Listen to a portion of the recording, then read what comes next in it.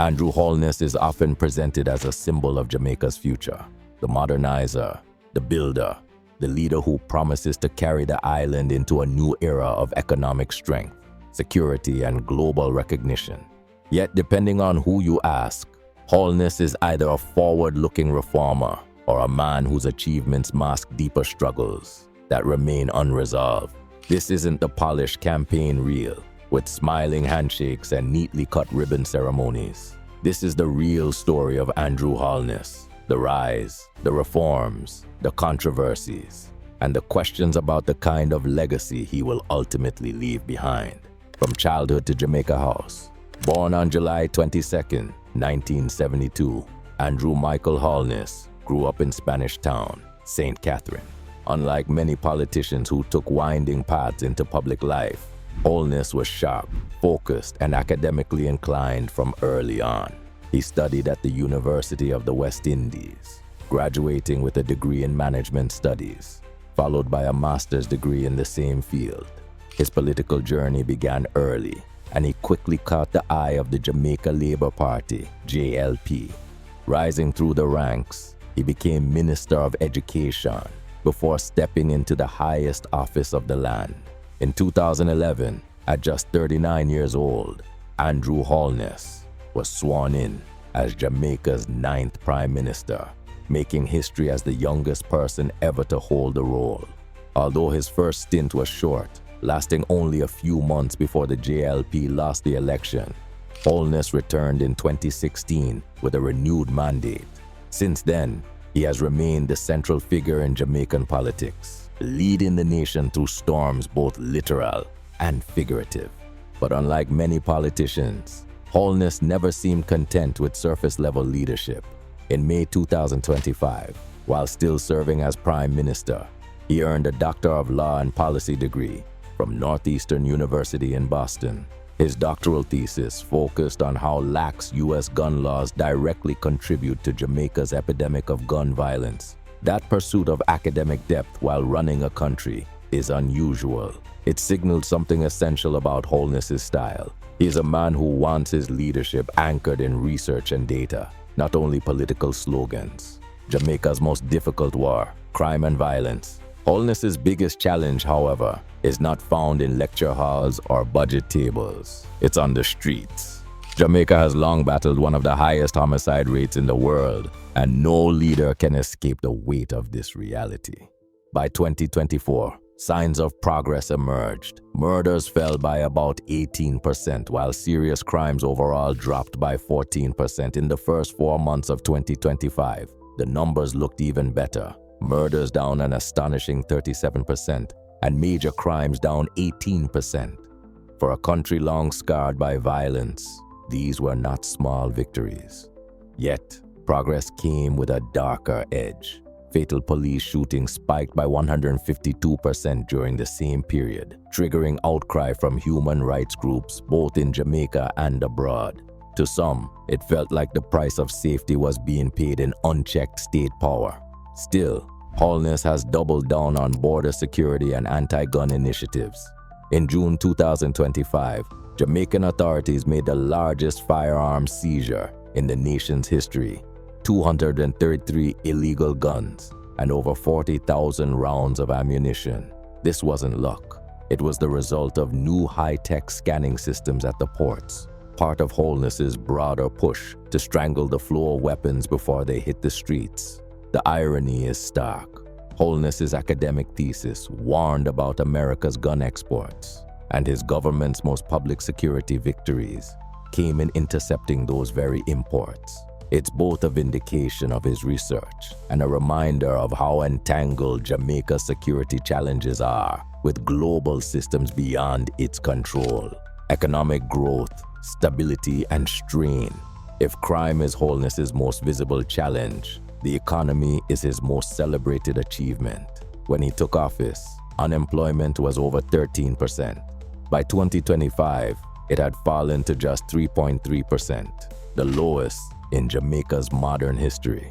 For a country where opportunities often felt scarce, this was a profound shift. Inflation, often a disruptive force in small economies, has stayed within the Bank of Jamaica's target of 4 to 6%.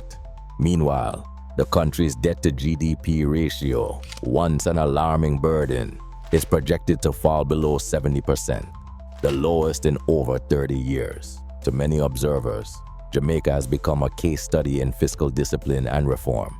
A key figure in this story is Fayval Williams, Holness's finance minister and the first woman ever to hold the role. In 2025, she presented a budget without any new taxes, even as Jamaica battled the economic fallout of Hurricane Beryl and severe droughts. These natural disasters nudged the economy into a technical recession, but the absence of tax hikes was a political win for Holness's government, keeping citizens and businesses from feeling additional strain. Politics, elections, and the question of the republic. But politics is never just about numbers. In August 2025, Holness announced the date of the next general election, September 3rd. While the Jamaica Labour Party currently holds a modest lead over the opposition People's National Party, PNP, the race remains tight. Looming over this election is a much larger constitutional question: Jamaica's future as a republic. In December 2024, Holness's administration introduced a republic bill, setting the stage for the country to eventually remove the British monarch as head of state. Yet no referendum will accompany the 2025 election, meaning the republic transition will remain a slow-burning issue rather than an immediate choice. This decision reflects Holness's balancing act, pushing bold symbolic changes while keeping the political calendar under control. To some, it shows prudence; to others, hesitation. Regional and international leadership. Andrew Holness is not just a domestic player. As chair of CARICOM in 2025, he has taken on a new mantle: regional security leader.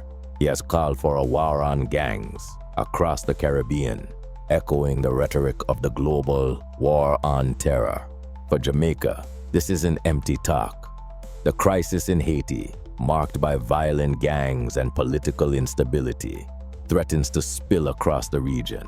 Holness has been at the forefront of rallying Caribbean neighbors toward a unified strategy, even as he balances delicate international ties.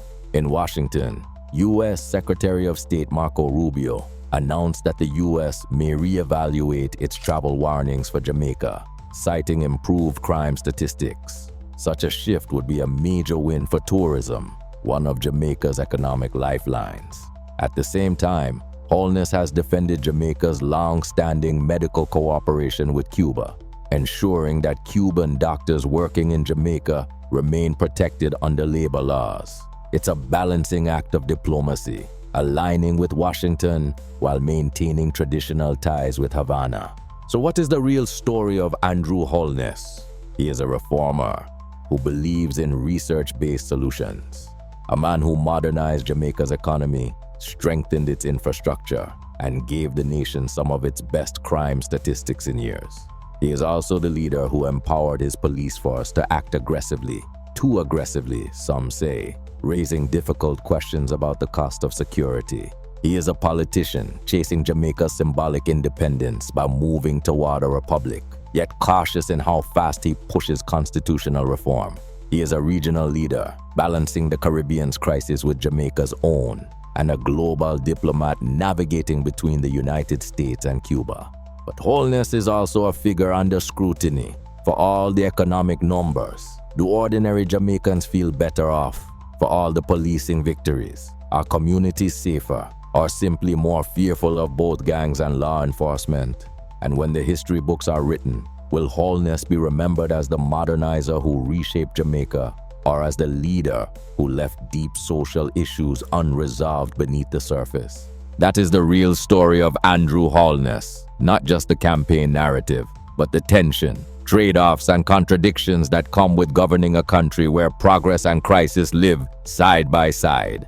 What will the future hold? On September 3rd, Jamaicans will decide, but the verdict of history will take much longer. What's your take? Visionary reformer or leader under pressure? Comment below.